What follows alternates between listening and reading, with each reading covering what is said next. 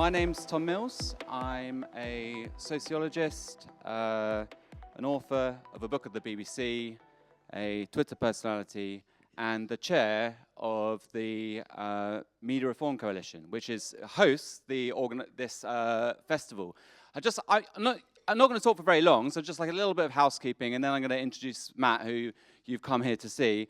So just a little sort of intro on what this festival is about and what the Media Reform Coalition is. So we were, as an organisation, were set up in the aftermath of the hacking scandal, dedicated really to the concentrations of power in the private press and trying to create a more accountable media. And the work that we've done since then has branched out to the media more generally, and particularly we've done a lot of work in recent years around broadcasting. We're probably the only organisation which has a distinct sort of critique of the BBC and the broadcasting establishment. So not only criticising concentrations of private power, but also the relationship between the political establishment, the state, and the broadcasting system. So it's a really important part of the work we've been doing. And recently, work not only about offering a kind of criticism of the media system as it is, but starting to think about how we can build alternatives. And that's drawing on work that people are doing around the country and around the world, developing different alternative media organizations, and then thinking about how at the policy level we can build a sustainable and more democratic media system. And that's absolutely central to everything that we do. Not only the recognition that media is necessary for a functional democracy, which everyone who ever writes about the media says, but also that all institutions, media institutions themselves, need to be democratically accountable in a way that the current media system simply is not. As part of that, we thought it was very important for us to have our own mechanisms for democratic accountability. So recently, we relaunched as a membership organization. I chair the organization. We work through working groups, and we have a coordinating committee. I'd really encourage everybody who's here today to join MRC and become an active member of our organization and build on the work and the discussions and the debates that take place today. You'll see up here there's a QR code, and if you click on that, it will go to our join page, and you don't have to pay anything, but you can make a monthly contribution, come to meetings which are online when we really want to include everybody, and if you want to be more involved and more active, then please do join us. So that's my pitch from the Media Reform Coalition. Media Democracy Festival, this is an opportunity, and we put this on annually, to bring together people who are working in alternative and independent media, scholars, media workers, trade unionists, to discuss these questions of media power, media accountability. One of the reasons I'm delighted that this first panel, this keynote is being given by Matt in memory of John Pilger is precisely because the issues that John dedicated his professional life to, and the issues which Matt has dedicated his professional life to, are really central to everything that I just mentioned. Not only the question of media being central to democratic life, but any process of social change. We think anybody who wants to transform society has to think about the media. So everything we do in that sense is quite political. So I'm just going to introduce Matt. Matt's a former FT writer. He's the author of 2 books, Irregular Army and The Racket. And he co-founded Declassified with Mark Curtis in, was it 2019? And he heads investigations there. He does really crucial work, I think, around the secret state, what's sometimes called security, and foreign policy. But I think what's so invaluable about the work that Declassified do is they conduct this original journalism, the kind of journalism which the mainstream media organizations should be doing, but combine that with a critique of the media system, which I think is exactly the kind of work that John Pilger was doing, who will need no introduction to everybody. I know Matt's going to talk about. One of the things that John did was to bring political issues to life, create popular media programs, but always be able to maintain that professional integrity and that critique of his peers. And I think a lot of that has been really embodied in the vital work that Declassified do. So I'm going to pass over to Matt. Matt's going to talk for about 25 minutes, and then we're going to take some questions and opportunities for comments and discussion before we go into the next panel. But if you can all welcome, please, Matt Kennard.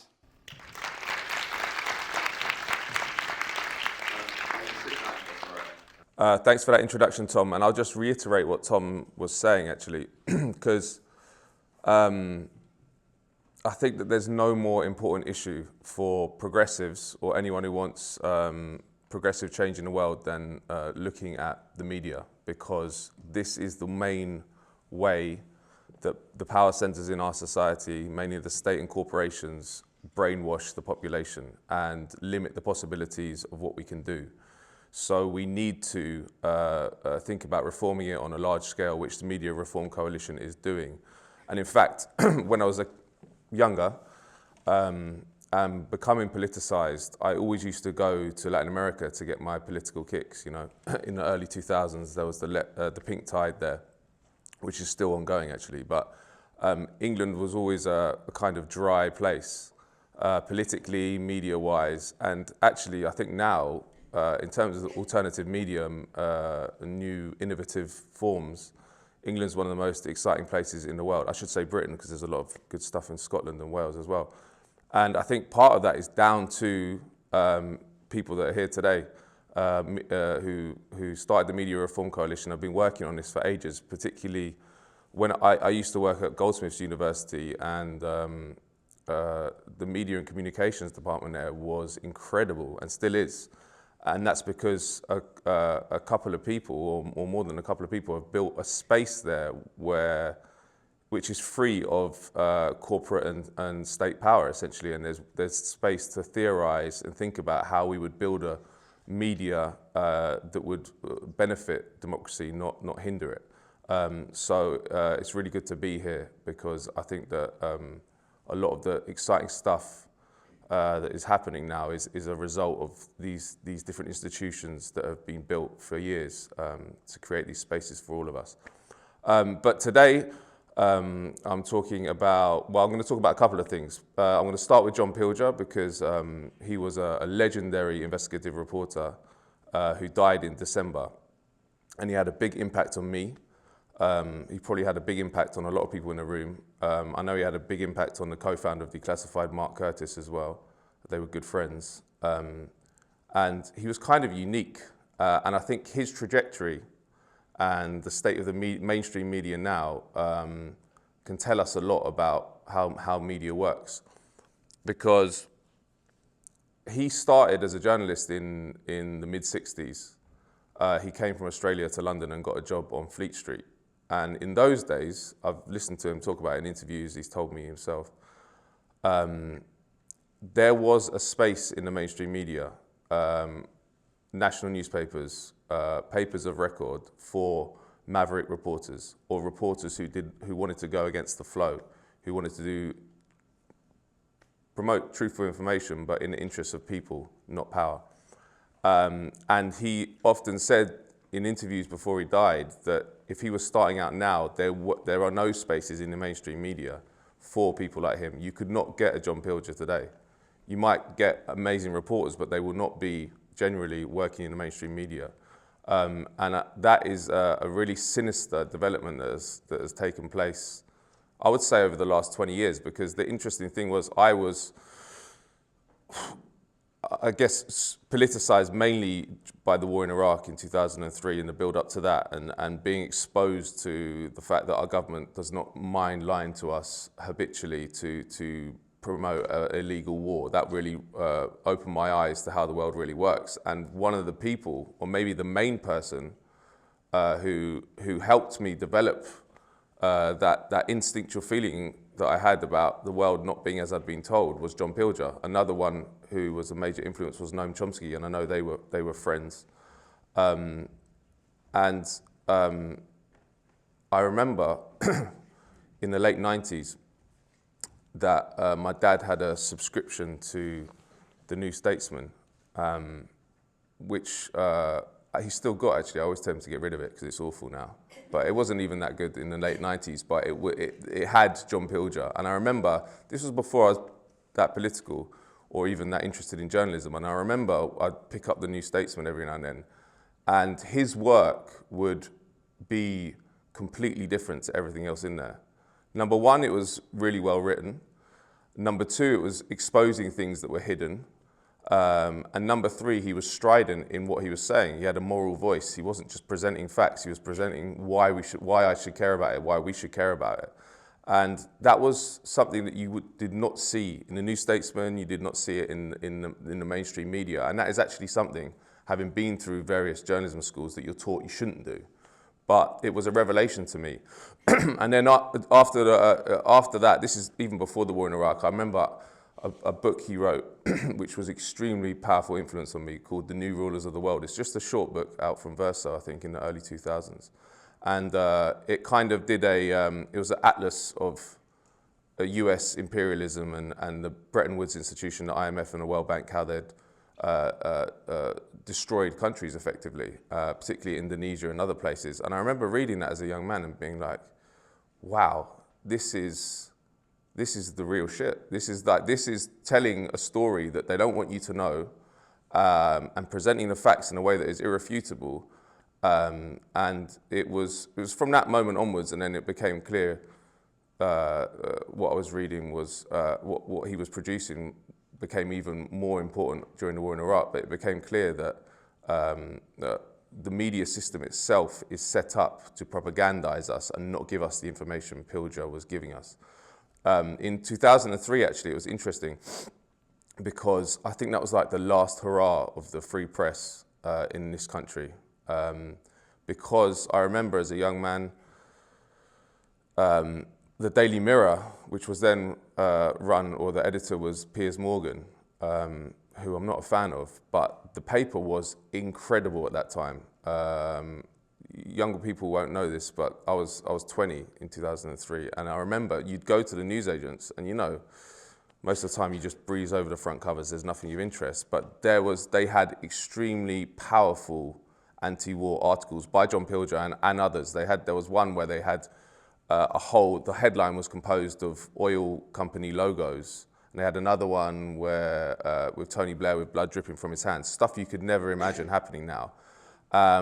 And that, I believe that my take is that the state and various other powerful forces in society saw the power of the media in turning the public against that war and clamped down on it. And that's part of the reason we see such a restricted media now.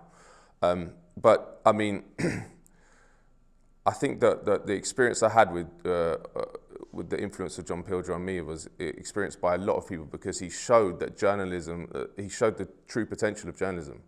Journalism as it's presented to us in journalism school, actually. I went to Columbia University in New York, to the journalism school there, to do a master's, and it's apparently the best journalism school in the world. It's not, but that's how they present themselves. But I was shocked by how restricted their view of journalism was. They talked about all the highfalutin stuff about how this is a moral crusade to provide a check on power and all the rest of it. But actually, it was within very narrow confines, and it was about promoting the next generation of corporate journalists who don't rock the boat. And that is the function of a corporate journalist in the mainstream in the United States and here, is that their function is not to rock the boat. So, and that's partly why Pilger was so hated by the mainstream media. If you look into how they talked about him when he was alive, but also look at some of the obituaries in places like the New York, Rupert Murdoch's Times and others, just horrible, acerbic and just smears essentially of his whole career. But that's because he exposed them. He didn't just expose Western imperialism and a host of other different nefarious forces. He also exposed the media, because by doing the work he did, he showed the potential that journalism has to change the world and also provide a check on power if done properly and if done independently. And none of them do that. So people don't like being exposed. So that's the hate for John Pilger. But I think that his work, he inspired a whole generation of journalists, not just me. As I said, Mark, my colleague, and many, many other young reporters that I know. I'm not so young now, and middle-aged reporters I know. were inspired by him. And I think it's important to maintain his legacy as well in the face of the attacks which I mentioned, because they want to destroy his legacy because they don't want to inspire a new generation. They want to keep the idea that you can be a reporter and be a moral individual and try and speak for people, not power, out of the heads of young people. And I think that, just to go back to what I was saying about there not being a space for John Pilger now in the mainstream, I think that is true, but that's not a reason for pessimism. That just means that we have to build an alternative media, and we have to build a media that can incorporate young, good journalists who come out of journalism school, come out of university, or don't come out of university, wherever they come from, can have a normal life practicing good journalism. Because for me, that's the biggest obstacle we face in terms of building a media, a progressive media, and a media independent of state and corporate power, is to create spaces for young people to go into where they don't have to make massive sacrifices to have a career doing the journalism they want to do.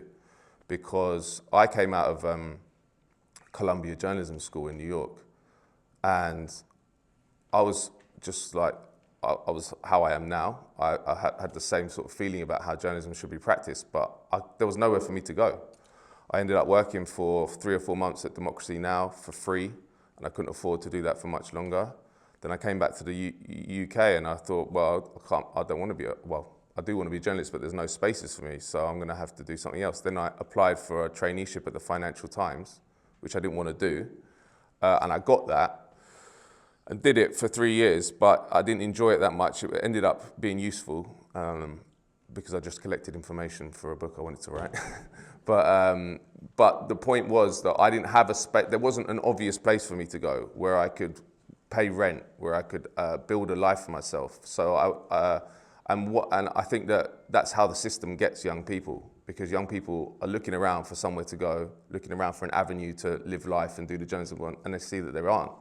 There might be internships, or there might be opportunities at alternative media, but it's hard to build a sustainable life now. So we need to, I think that the most important issue is creating a model, a funding model essentially, where we can create the infrastructure for young people to come out of journalism school, come out of university, come out of wherever they're coming out, and build a life for themselves doing the journalism they want to do. Because idealism gets gradually worn down in the system. And I saw this at the Financial Times, actually, because I joined with 4 other young journalists, younger than me, actually. Like, I was in my mid-20s, I guess they were in their early 20s. And all of them actually are still there. But I saw how the Financial Times gradually, some of them had the same sort of predilection as me in terms of journalism, but I saw how the system gradually just wears them down, and you become part of it, essentially. So we need to create a system where people don't have to do that. They can retain their idealism and retain their how they want to do journalism. We want to do that with Declassified, but again, another way that the system works is there's a lot of deterrence to creating spaces like this. This is why I was saying Goldsmiths, the media and comms department there, is so important, because it is a space for rigorous and innovative thinking, independent of different power centers. At Declassified, we practice that kind of journalism, but what it means is you come up against the fact that the system is built to stop you prospering. Funders, the liberal foundation industry, for example, which funds tons of media organizations, they won't touch us because they want nice stories that make them feel like they're on a moral crusade, but they don't actually tamper with the system. They don't actually tell truths that might change things on the systemic level. They want you to do the froth stuff. So we want to create a space for young journalists to come into, but we have funding issues because, as I said, the system is set up for that. The system's also set up for you to do certain things in terms of your targets. So the whole media system, even in the independent side, or on the so-called independent side, is you have to focus on the official enemies of Britain and the United States, so Russia and China, Russia particularly. So if you look at what organizations funded by foundations, corporations, different parastatal bodies are looking at, it's nearly always Russian oligarchs or Russian interference or blah, blah, blah, blah, blah. They never look at, for example, the Israel lobby in this country, which is way more powerful than the Russian state in this country. They never look at the Saudis. They never look at the UAE, which are hugely powerful organizations and massively tied with our establishment and have bought up half of London, the Gulf dictators. So there's a lot of obstacles to doing it, but I'm optimistic because we have, I'll just talk a little bit about Declassified because I have drawn quite a few lessons from our experience because as Tom said, we started in 2019. We've been up and running basically for 4 years. And we've changed a lot of things. And there's only, for a while, it was just me and Mark. Then we added Phil Miller, who's a brilliant reporter. And now we have someone else who does communications and outreach. But there's 4 of us, 2 reporters. And we've exposed more about UK foreign policy in the last 4 years than the whole mainstream media combined. And it shows that if you can create spaces to do proper journalism, you can have an impact. And particularly in a personal level, in the recent genocide in Gaza, ongoing genocide, we have been the only news outlet that has done any kind of investigative work on the UK role in that genocide, which is multifaceted and huge.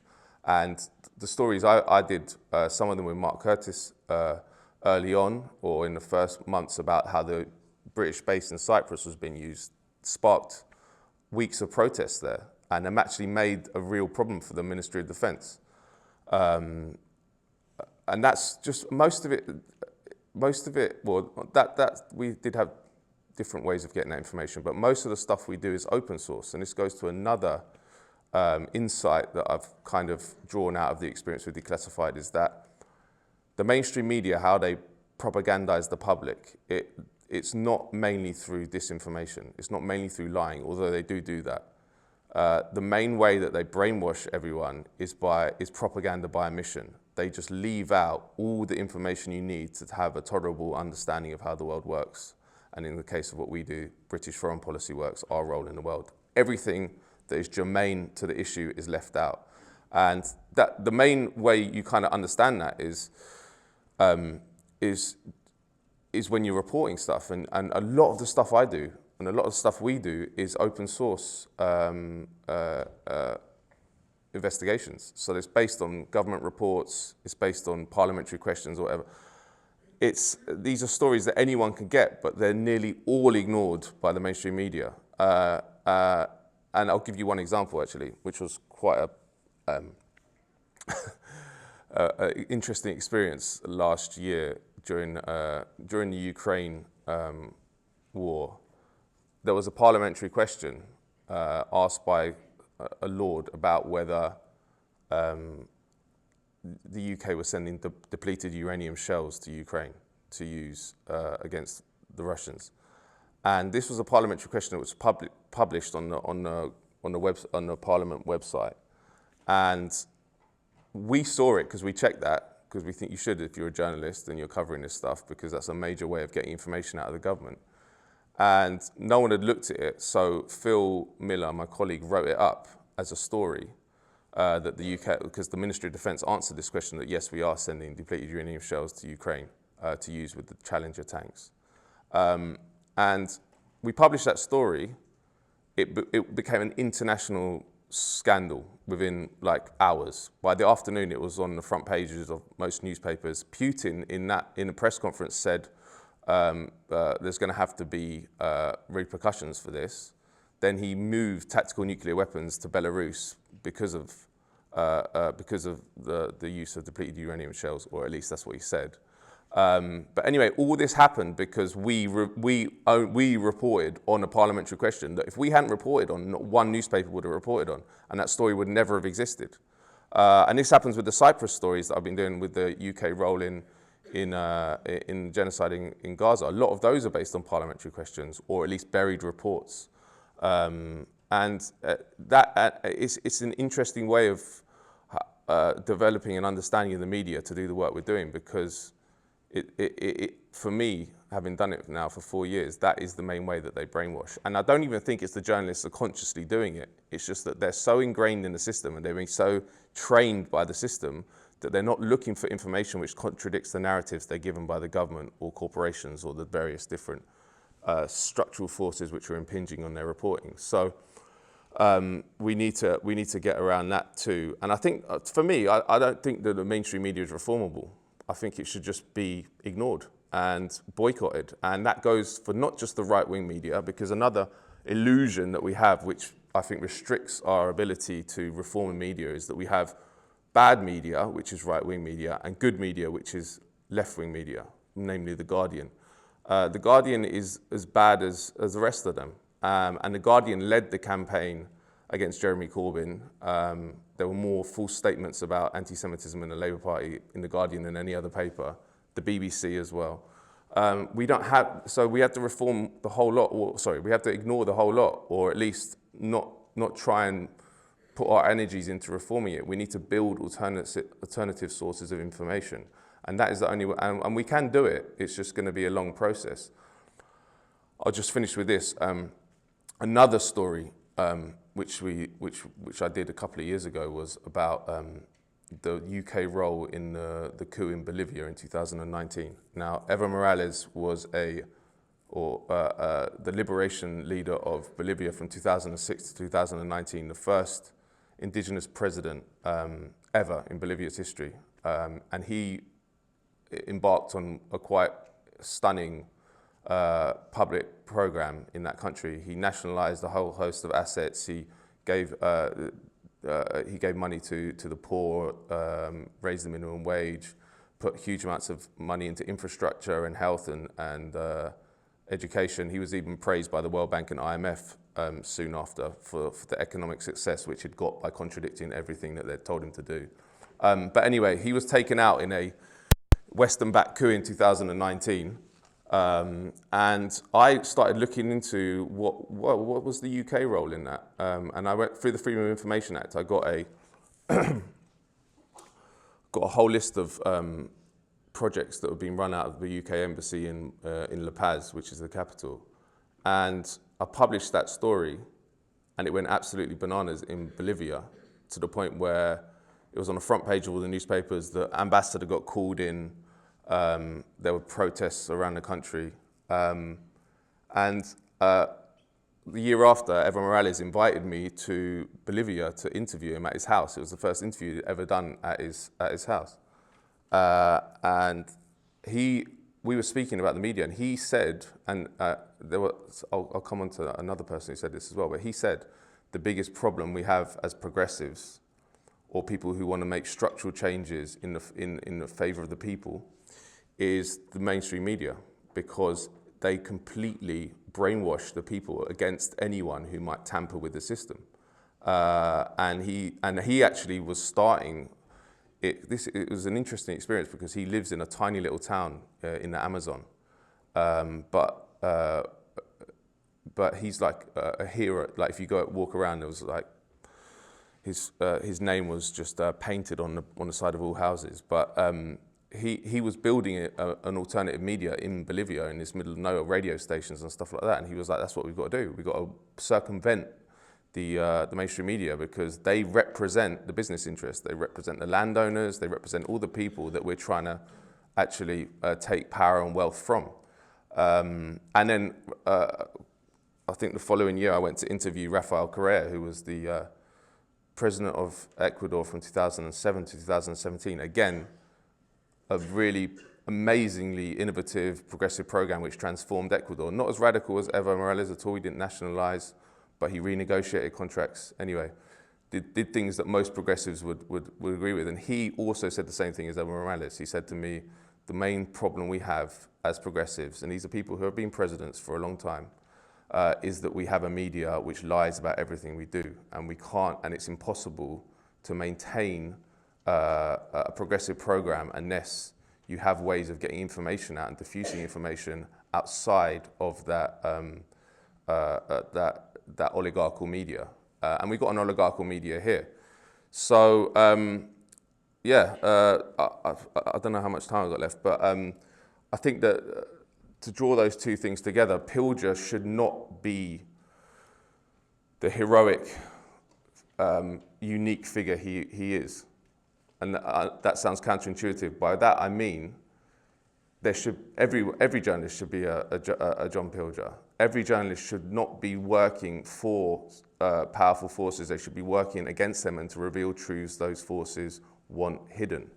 And we have a media which promotes the opposite now, but we need to build a media and use his example to build another media and to build a world where truthful information can get out, and we create an infrastructure that allows truthful information to get out and allows propaganda to be not to be diffused to society at large. I just got one more point, because I think that I can bring it back to the UK, because this was very, very clear during the leadership of Jeremy Corbyn from 2015 to 19. Now, 2020 he left, but he lost the election in 2019. Now, it was very, very clear that we had not enough of infrastructure to support someone like him, because Jeremy Corbyn, like Rafael Correa, like Evo Morales, was he had a program which upset many, many different entrenched interests in the British establishment. And the British establishment own the press, they own the media. So of course the media went to war with Jeremy Corbyn, and we had very, very little in the way of outlets that could push back against that. There were a couple. There was Canary, which was absolutely hammered by the mainstream because it provided a small little check on the outright war that they were fighting against Corbyn. But there wasn't enough. There was not even close to enough. So I think that it's incumbent on us to make that infrastructure, and it's going to take decades, years, decades. We've started it, Media Reform Coalition, this festival. There's loads of things that have begun. But if we ever get someone like Corbyn again, who comes into on the scene in a leadership role, we need to put in the groundwork now, where we have an infrastructure, we have a way of making sure the mainstream media isn't powerful enough to destroy them in the same way they did for Jeremy Corbyn. And that's why I think that media reform or establishing a new media is the most important and pressing issue for every progressive in this country and worldwide.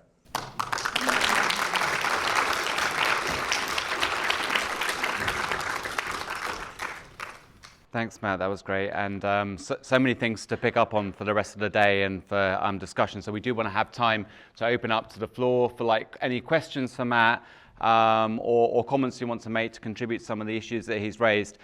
Just to say that we are recording the session. So if you're making a contribution, just to sort of flag that up before you do so, that that we record through the roving mic. So if you just put your hand up if you want to a comment or question, and then Natalie will bring the mic over. So, okay. Hello, can you hear me? Hi. One thing I've been working on recently is how the rules of the manufacturer consent have changed since Chomsky wrote his seminal piece in 1988. Obviously, he was a major influence on John Pilger's thinking. And one thing that's become very prominent is that what we've got now is also right-wing think tanks who are actually feeding information to the mainstream media, whether they be overtly on the right, like Murdoch, or whether they be more ambiguous, and how that ties in with market forces and education, and the sort of the kind of witch hunt which some of us are actually facing within the university sector. And I would actually be interested if you have something to say about that. Thanks. Should we take a couple of questions at a time? There's one at the front here and oh, okay. Don't make me run up and down different staircases. Yes, hello. Thank you for your presentation. My question is, how would you evaluate the possibility for these alternative spaces of information online nowadays? Thank you. Hi. I was just asking for maybe a clearer definition of what we consider to be mainstream media. And if you'd consider AP and Reuters part of this mainstream media. Okay. First question about manufacturing consent. Yeah, I mean, that was a major influence on me. And I read that before I started at the Financial Times. And the funny thing was, I was ready to be disabused of my Chomskyan ideas before I went in, but actually they were all confirmed. And particularly one that was really, I guess, revelatory was how journalists are made to say these things in a democratic free system, or so-called democratic free system, in the sense that no one's put in prison for writing an article. Well, Julian Assange is in Belmarsh for 5 years, but generally you're not put in prison. There's not a disciplining technique that they can use for that. So how do you get such conformity of thought within these institutions like the Financial Times? And essentially, it's all unconscious. That's what my take was. So, for example, when you're in a system where no one's saying something, you don't tend to say it. Like, I remember one case, like towards the end, I was just taking a piss a bit because I knew I was leaving.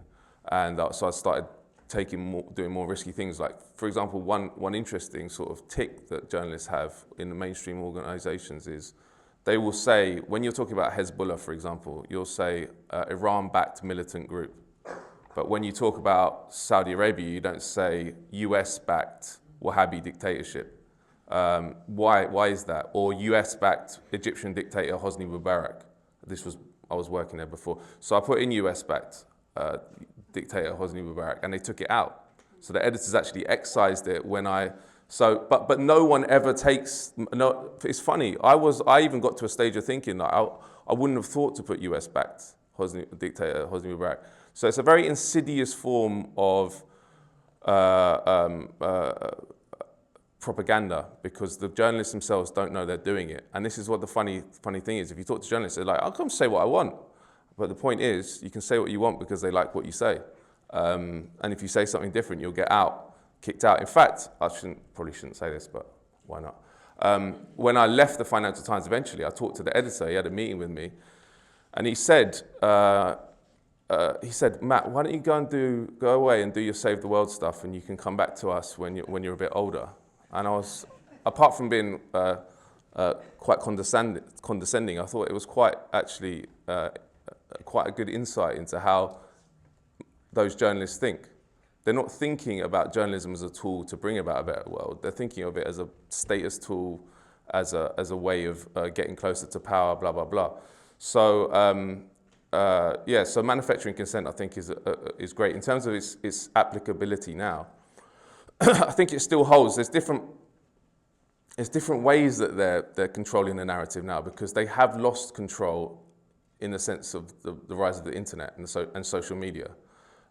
Because before, all the main papers they still are, were owned by the oligarchs who controlled the printing presses, and they had a complete control of the means of production in terms of the media.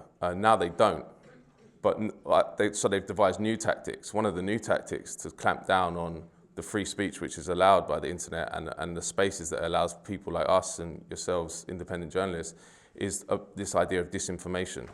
So, which it comes out all the time now and is a buzzword for mainstream journalists. They're all fighting disinformation, blah, blah, blah, blah, blah. The corporate media is the biggest generator of misinformation and propaganda in our society. That's these people. But anyway, apparently they're fighting that war. But that's a way of clamping down on the spaces that have opened up. So I think that if Chomsky and Herman were going to update that, they'd look into the new ways that disinformation is the main one now. And in fact, a lot of actually state funding is going into fighting disinformation. And that's not just Russian disinformation, that's also looking at domestic journalists as well, which is hugely worrying. There's a new body in the Foreign Office that has been created to fight disinformation, and it's a sort of successor to what was called the Information Research Department during the Cold War, which was a Foreign Office, a secret Foreign Office propaganda unit, which actually attacked, interestingly, we did a story when John Pilger died that they devised a whole program to discredit John Pilger in the media in the 70s. They opened a file on him in 75, and for the next 10 years was spent trying to, and that involved really insidious things and scary things. Like they produced dossiers. This was all in the IRD document that was at the National Archives that they wanted to hand to journalists of his mistakes and other stuff that was redacted, so we don't even know what they were spreading about him. This is a journalist in the UK just doing straight journalism for mainstream organisations. Interestingly, to go back to my point about propaganda by omission, you have the UK state secretly plotting to discredit a journalist and using its media assets to do it. You would think that would be a scandal in any functioning media. Interestingly, our story, which was written by my colleague John McAvoy, has not been written, not a single word about it has ever got into the mainstream media. So again, excised from the record. No one who doesn't read alternative media is ever going to know that happened.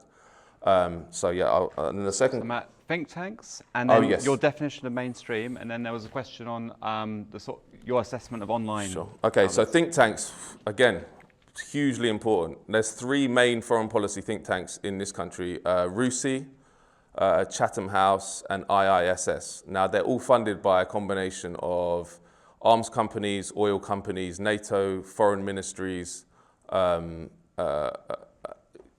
all sorts of the kind of worst people in the world. And they all produce research which, in my opinion, reflects the interests of those funders, and they're set up for that fact. They're embedded in the establishment. But their information gets seamlessly out into the media, and the media never says BAE-funded RUSI or Saudi-funded IISS. So that's how discourse generation happens. It goes straight from the think tank to the media, which publishes it without saying what interests were behind the research, and then everyone thinks, okay, well, this is the truth. And that is hugely insidious. Again, we're fighting it's hard because you're fighting against people that have all the money and all the power. They have endless streams of money because they don't mind taking money from Gulf dictators or BAE or BP or whoever it is. So I think the main way to kind of expose that is to tell journalists who actually take their job seriously to put in who is funding these organisations. And again, this is another major problem for the liberal media. The Guardian does this all the time. They never say it. And the Guardian, which goes on all the time about dark money funding right-wing movements, which is true. But why isn't it a problem if an arms company like BAE Systems is funding the people that you're quoting? And in fact, in the case of the New Statesman, they've got a whole section of their website funded by BAE Systems. That's New Statesman. That's like kind of the left extreme of the mainstream media. So the problem is deep, and the problem is deeply in the liberal left media as well as the right wing. Evaluate online spaces. See, I think that what we wanted to do with Declassified is the way that they control the narrative is all the money, resources go into the mainstream, and then if you don't work in the mainstream, all you've got kind of left is Iranian-funded, Russian-funded, until recently, media, and which is really easy to tarnish the reputation of and denigrate for reason. Yeah, I wouldn't want to work for a state-funded media outlet, and there's very few spaces in the middle of those two things. As I said, because there's huge amounts of obstacles to creating those independent spaces, because the state doesn't want good journalism, which is independent, and it's not easy to smear, being produced. So at Declassified, we made a policy early on that we would not take any money from corporations or states ever, and that includes fronts for either of those as well, which do exist. And we would be funded only by foundations, which has its own problems, and the public. And we've managed to do that. We're small, we're 4 people. We probably can't expand because of the type of journalism we do, but that's fine by me. But what I think what needs to happen in terms of online spaces is we need to keep the quality high as well, because it's hard, it's easy to dismiss journalistic outlets if they haven't got the money to pay for proper editors, they haven't got the money to fact check. So we go out of our way at Declassified to make sure everything we do is completely justified and evidence-based, because we want to make it harder to attack vectors of what we're producing. So I think that, I think there's a lot of good independent media now that are along those lines as well. Again, we're at the start of this process because the internet hasn't been around that long, especially the kind of internet that could host independent journalism like we produce and others. So I think the state is going to crack down on it as well. As I said, the disinformation thing is one example. I mentioned the Canary earlier. If you saw the ferocity of attacks on them during the Corbyn years, that really, it's worth looking into because it really shows how scared the establishment is of independent media. Sorry, I'll move on because I'm. What was the last one? Was mainstream? What is the definition of mainstream? Yeah, mainstream. Mainstream, I would say a couple of things. First one is mass media. So if you have the resources to reach a mass audience, millions of people, I would say that is mainstream. That's kind of my definition of it. So then you're talking or hundreds of thousands, so in the case of The Guardian and the rest of the broadsheets. And I guess also sort of shorthand for mainstream is ones that are close to the British establishment, close to different power centres that pull the strings in this country. Yeah, those two. Okay, well, we're running a little bit over, but I want to just have enough time for a couple more contributions. I think the mic's here, so if you want to ask your question and then brief, Matt, if it's a question, brief responses, and yeah. Thank you. Firstly, can I just, I'd just really like to thank you for your role in exposing and the work of your colleagues, particularly in exposing UK complicity in the genocide in Gaza. Are you concerned that what is happening to Julian Assange could happen to other people in the space that you work in? And the other question I was going to ask, would you agree that everything that you've applied to the mainstream media in terms of the newspapers is increasingly applying to social media platforms, and what could we do about that? Yeah, I'll take the first question first on the Julian Assange question. Well, I think that's what they want us to be scared about. I think that I think, so obviously they want a deterrent in place because Assange did expose the US empire and its lapdog here on a level that was unprecedented. So they want that to not happen again. So having him in Belmarsh for 5 years now and then potentially in some US dungeon for the rest of his life is a good way of scaring people. And I actually think, to go back to what I said earlier about how the decline of the mainstream media in terms of its investigations of entrenched power, I think part of that may be influenced by the fact that you've got, in all these newsrooms, you've got a journalist like a couple of miles down the road sitting in a prison for 5 years. So not consciously, but subconsciously, that probably has some effect about taking risks. People are evaluating decisions based on the fact, will I get Assanged? So, I mean, in terms of what we do, it's less, we're not using that much leaked information. That might change, in which case we'd have to update our risk assessment. And there's no doubt about that we are on the radar of the British establishment. I sent in a couple of subject access requests, which is these things you can send to institutions to get information they have on you. I sent one to the Foreign Office recently, and they gave it back to me about 5 months late, but they gave me 45 megabytes of data, which was all text. There was no pictures, but it was. I'm going to do a couple of stories on it in the near future, but it was quite shocking, the level of monitoring. And we don't know what else because a lot of it was redacted. So, and if you look at the legislation they're passing to try and clamp down on independent journalism, like the National Security Act and other stuff that's being proposed, they really want to criminalise the journalist end of any leaked information. So up till now, well, up to Assange essentially, there's always the person who has signed the Official Secrets Act or whatever legislation, whatever piece of paper it is in that country, has been criminalised if they leak national security information. The person they've leaked it to has not, but they're trying to change that now. They're trying to criminalise the journalist end of that because it's a massive impediment to them being able to practice and project raw power if they can be exposed. So I do think like there's going to be more and more legislation coming on board to try and clamp down on that kind of reporting. What was the second bit of it? very quick because we need to go back Okay. straight into that session now. Okay, social media. What was the question on social media? The risk to social media becoming like the mainstream media. Oh, yes.